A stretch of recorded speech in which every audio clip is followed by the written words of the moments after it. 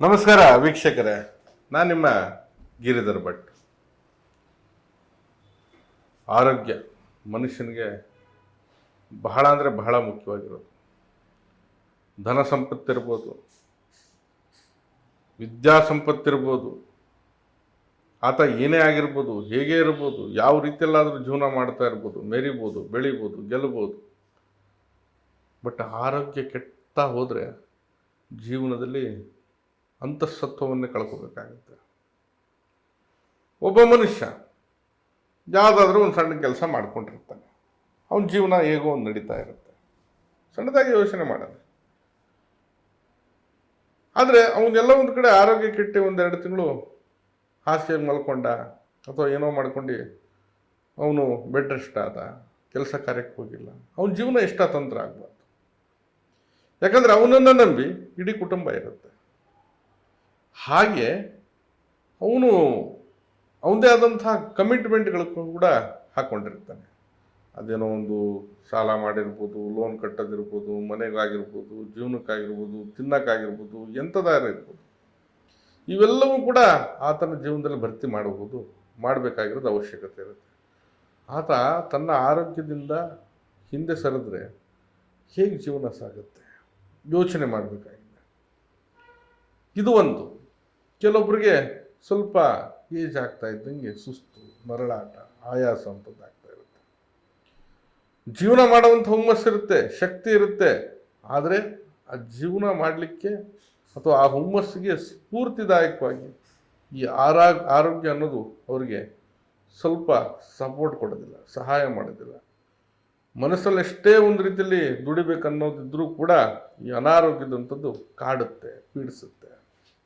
ಹೀಗೆ ಕೆಲವೊಬ್ಬರಲ್ಲಿ ಅಸಾಧ್ಯವಾದಂಥ ಉರಿ ಆಗಿರ್ಬೋದು, ಪಾದದಿಂದ ತಲೆ ತನಕ ಉರಿ ಆಗಿರ್ಬೋದು.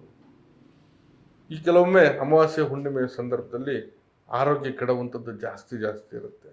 ಇದು ಕೆಲವೊಂದು ದೃಷ್ಟಿ ಅಥವಾ ಏನೋ ಒಂದು ಬಾಧೆ ಅಥವಾ ಯಾರದಾದ್ರೂ ಒಂದು ಕೃತ್ಯಗಳು ಆಗಿರ್ಬೋದು. ಈ ರೀತಿ ಸಮಸ್ಯೆ ಆಗುತ್ತೆ. ಯಾವಾಗಲೂ ಆರೋಗ್ಯ ಕೆಡೋದು ಬಹಳ ಅಂದರೆ ಬಹಳ ಕಾಡ್ತಾ ಇರುತ್ತೆ. ನಿರೋಗಿ ಆಗಿರಬೇಕು ಮನುಷ್ಯ. ಆರೋಗ್ಯದಲ್ಲಿ ಸಮತೋಲನ ಅನ್ನೋದು ಕಾಪಾಡಿಕೊಳ್ಬೇಕು. ಅವನ ಮಾನಸಿಕ ಸ್ವಾಸ್ಥ್ಯ, ದೈಹಿಕ ಸ್ವಾಸ್ಥ್ಯ ಬಹಳ ಉತ್ತಮವಾಗಿರಬೇಕು.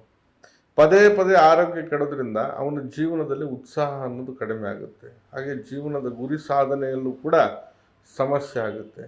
ಬರೀ ದುಡಿದಿದ್ದೆಲ್ಲ ಆಸ್ಪತ್ರೆಗೆ ಆಗ್ತಾ ಇರುತ್ತೆ. ಸ್ಕ್ಯಾನಿಂಗ್ ಮಾಡ್ತೀವಿ, ಮತ್ತೊಂದು ಮಾಡ್ತೀವಿ, ಎಂಥ ಮಾತ್ರೆ ಔಷಧಿ ಎಲ್ಲ ತೊಗೊಂಡ್ರು ಯಾವುದೂ ಕೂಡ ಸರಿ ಹೋಗ್ತಾ ಇರೋದಿಲ್ಲ. ಬರೀ ಪದೇ ಆರೋಗ್ಯ ಅನ್ನೋದು ಕೆಡ್ತಾ ಇರುತ್ತೆ. ಯಾವುದೇ ರೀತಿಯಲ್ಲಿ ಅದು ಗುಣ ಆಗ್ತಾ ಇಲ್ಲ. ಅಥವಾ ಸಮಸ್ಯೆ, ಕಾಯಿಲೆ ಇಂಥದ್ದೇ ಅನ್ನೋದು ಕೂಡ ಕೆಲವೊಮ್ಮೆ ಗೊತ್ತಾಗೋದಿಲ್ಲ. ಲಾಸ್ಟಲ್ಲಿ ಇಂಥ ಆರೋಗ್ಯ ಸಮಸ್ಯೆ ಅಂಥೇಳಿ ಡಾಕ್ಟರ್ಗಳು ಕೂಡ ಇವ್ರಿಗೆ ಮಾನಸಿಕ ಆಗಿದೆ ಅಂತ ಕೈ ಚೆಲ್ಲುವಂಥ ಸಾಧ್ಯತೆಗಳು ಇರ್ತವೆ.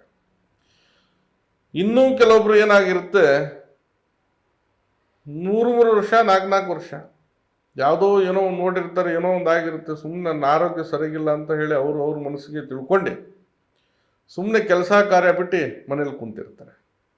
ಏನಾಗಿದೆ ಅಂದರೆ ಹುಷಾರಿಲ್ಲ, ಕೆಲಸ ಮಾಡೋಕ್ಕೂ ಆಗ್ತಾಯಿಲ್ಲ, ಕೆಲಸ ಮಾಡೋಕ್ಕೆ ಹೋದರೆ ಹಿಡಿದ್ಬಿಡುತ್ತೆ, ಅದೇನು ಹಿಡಿಯುತ್ತೆ ಅನ್ನೋದು ಅವ್ರಿಗೂ ಗೊತ್ತಿಲ್ಲ. ಈ ರೀತಿ ಮಾತಾಡುವಂಥ ಜನನೂ ಇದ್ದಾರೆ. ಸ್ವಲ್ಪ ಅವರ ಮಾನಸಿಕತೆಯ ಒಂದು ಸ್ವಾಸ್ಥ್ಯ ಹಾಳಾಗಿರುತ್ತೆ. ಅಥವಾ ಆಲಸ್ಯತನಕ್ಕೆ ಇದೊಂದು ಬೇರೆ ಕಾರಣ ಹೇಳ್ಬೋದು. ಯಾರೋ ಏನೋ ಮಾಡಿಬಿಟ್ಟಿದ್ದಾರೆ, ಅದಕ್ಕೆ ನಾನು ಕೆಲಸ ಮಾಡೋಕ್ಕೆ ಮನಸ್ಸಿಲ್ಲ ಅಂಥೇಳಿ. ಯಾಕಂದರೆ ಅವ್ರ ಮೇಲೆ ಅವ್ರು ಹಾಕ್ಕೊಳ್ಳಿಕ್ಕಾಗೋದಿಲ್ಲ. ಹಾಗೆ ಇಂಥ ಸುಳ್ಳುಗಳನ್ನು ಹೇಳಿ ದಿಕ್ಕು ತಪ್ಪಿಸುವಂಥ ಚಾಳಿಗಳು ಕೂಡ ಭಾಳಷ್ಟು ನೋಡ್ತಾ ಇರ್ತೀವಿ ನಾವು, ಕೇಳ್ತಾ ಇರ್ತೀವಿ, ನೋಡ್ತಾ ಇರ್ತೀವಿ. ಹಾಗಾಗಿ ಇದನ್ನು ಕೂಡ ತಿಳಿಸ್ತಾ ಇದ್ದೀನಿ. ಪದೇ ಮಕ್ಕಳಿಂದ ಆಗಿರ್ಬೋದು, ವೃದ್ಧರ ತನಕ ಆರೋಗ್ಯದಲ್ಲಿ ಸಮಸ್ಯೆ ಆಗ್ತಾ ಇತ್ತು.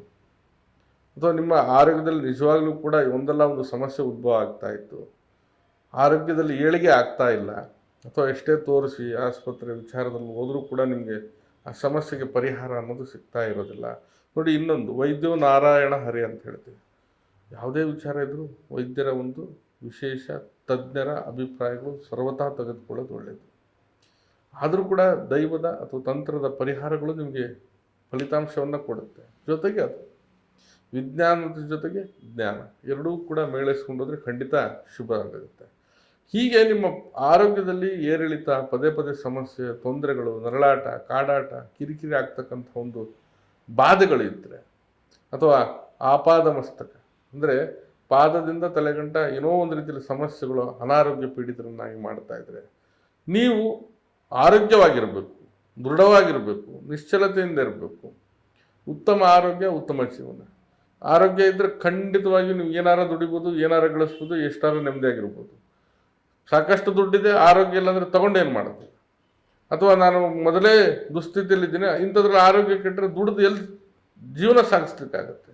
ಎಲ್ಲವನ್ನು ಯೋಚನೆ ಮಾಡಬೇಕು. ಯಾಕಂದರೆ ಒಂದು ದಿನ 2 ದಿನ ಸುಖ ಸುಮ್ಮನೆ ಒಂದಷ್ಟು ಕಾಲಹರಣ ಮಾಡಿದ್ರೂ ಕೂಡ ಅನಾರೋಗ್ಯಕ್ಕೆ ಬಿದ್ದರೂ ಕೂಡ ಅದರ ಹೊರೆ ಅನ್ನೋದು ಬಹಳ ಆಗ್ತಾ ಇರುತ್ತೆ. ಹಾಗಾಗಿ ಅದರ ಬಗ್ಗೆ ಎಚ್ಚರಿಕೆಯಿಂದ ಇರಬೇಕು. ನೋಡಿ, ತಾವು ಈ ಕೆಲಸವನ್ನು ಮಾಡಿ. ಅನಾರೋಗ್ಯ ಪೀಡಿತರಾಗಿದ್ದರೆ ಒಂದು 5 ಶನಿವಾರ ಮತ್ತು 5 ಮಂಗಳವಾರ, ಈ 2 ದಿನ ಶನಿವಾರ ಮತ್ತು ಮಂಗಳವಾರ ತಾವು ಕಪ್ಪು ಎಳ್ಳನ್ನು ತೆಗೆದುಕೊಂಡು ಈ ತಲೆಯಿಂದ ಹಿಂಗೆ ತಿರುಗಿಸ್ತಾ ಈ ಮಂತ್ರವನ್ನು 8 ಬಾರಿ ಹೇಳಿ. ತಲೆಯಿಂದ ತಿರುಗಿಸ್ತಾ ತಾವು 8 ಬಾರಿ ಈ ಮಂತ್ರವನ್ನು ಹೇಳಿ ತುಳಸಿ ಗಿಡಕ್ಕೆ ಆ ಕಪ್ಪು ಎಳ್ಳನ್ನು ಹಾಕ್ಬಿಡಿ. ಹೀಗೆ ಮಾಡೋದ್ರಿಂದ ನಿಮ್ಮ ಆರೋಗ್ಯ ಬಹಳ ಉತ್ತಮ ಆಗುತ್ತೆ, ಸರಿ ಹೋಗ್ತಾ ಹೋಗುತ್ತೆ. ಮಂತ್ರ ಏನು?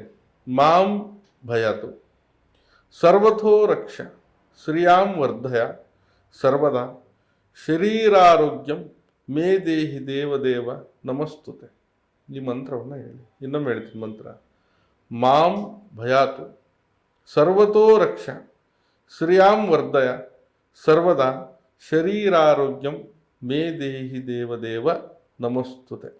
ಈ ಮಂತ್ರವನ್ನು ಹೇಳ್ತಾ ಈ 8 ಬಾರಿ ಮಂತ್ರವನ್ನು ಹೇಳಿ ಈ ಕಪ್ಪು ಎಳ್ಳನ್ನು ತಲೆಯಿಂದ ತಿರುಗಿಸಿ ನೀವು ಈ ತುಳಸಿ ಗಿಡಕ್ಕೆ ಹಾಕಿ ಈ ರೀತಿಯಾಗಿ 5 ಶನಿವಾರ ಮತ್ತು 5 ಮಂಗಳವಾರ ಮಾಡಿ.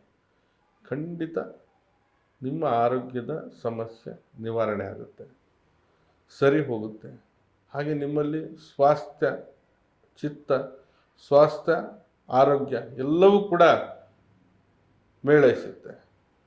ನೀವು ಅನಾರೋಗ್ಯ ಆಯಿತು ಅಂತ ಹೇಳಿ ಮಲ್ಕೊಳೋದಲ್ಲ, ಅನಾರೋಗ್ಯಕ್ಕೆ ಪರಿಹಾರ ಏನು ಅನ್ನೋದು ಹುಡುಕಬೇಕು. ಅಯ್ಯೋ ನನ್ನ ಕೈಲಾಗಲ್ಲ ಆಗದೇ ಇಲ್ಲ. ಸ್ವಲ್ಪ ಸರಿ ಮಾಡ್ಕೊಳ್ಳೋಂಥ ಒಂದು ವ್ಯವಸ್ಥೆ, ಗುಣಧರ್ಮವನ್ನು ತೋರಿ, ಸರಿ ಹೋಗುತ್ತೆ. ಸುಖ ಸುಮ್ಮನೆ ಅನಾರೋಗ್ಯ ಅಂತ ಹೇಳಿ ಆಲಸ್ಯಕ್ಕೆ ಬಲಿಯಾಗಿ ಕೆಲಸ ಕಾರ್ಯ ಬಿಟ್ಟು ಮನೇಲಿ ಕೂರೋದು ನಿಮ್ಮ ಮುಟ್ಟಾಳತನ ಆಗುತ್ತೆ. ಇದು ನಿಮಗೆ ಅಷ್ಟು ಸರಿಯಲ್ಲ. ಯಾಕಂದರೆ ಬಹಳಷ್ಟು ಜನ ನನಗೆ ಯಾರೋ ಏನೋ ಮಾಡಿಬಿಟ್ಟಿದ್ದಾರೆ, ನಾನೇನೋ ಎಲ್ಲೋ ರೋಡಲ್ಲಿ ಏನೋ ದಾಡುತ್ತೆ, ನನಗೆ ಆರೋಗ್ಯ ಹಿಂಗಾಗಿದೆ, ಇರ್ಬೋದು ಇಲ್ಲದೆ ಇರ್ಬೋದು, ಹೇಳಲಿಕ್ಕೆ ಬರೋದಿಲ್ಲ. ನಿಮ್ಮ ಕಪೋಲ ಕಲ್ಪಿತವಾಗಿ ಅನಾರೋಗ್ಯ ಮಾಡ್ಕೊಳ್ಳುವಂಥ ಒಂದು ವ್ಯವಸ್ಥೆ ಇದೆಯಲ್ಲ, ಜೀವನದ ಅಂತಃಸತ್ವ ಕಳ್ಕೊಳ್ತೀರ. 4 ಜನ ಒಂದೊಳ್ಳೆ ರೀತಿಯಲ್ಲಿ ಜೀವನ ಮಾಡ್ತಾರೆ, ಅವರಂತೆ ನೀವು ಮಾಡಿ.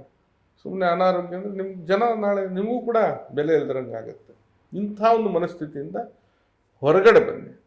ಹಾಗೆ ನಿಮ್ಮ ಆರೋಗ್ಯವನ್ನು ಹೆಚ್ಚಾಗಿ ಜಾಗೃತಾವಸ್ಥೆಯಿಂದ ನೀವು ಕಾಪಾಡಿಕೊಳ್ಳಿ. ಒಳ್ಳೆಯ ಆಹಾರ, ಒಳ್ಳೆಯ ರೀತಿಯಾದಂಥ ಜೀವನ, ಸ್ವಲ್ಪ ಓಡಾಟ, ನಡೆದಾಟ, ಶ್ರಮದ ಒಂದು ವಿಚಾರ ಎಲ್ಲವನ್ನ ಮಾಡಿ.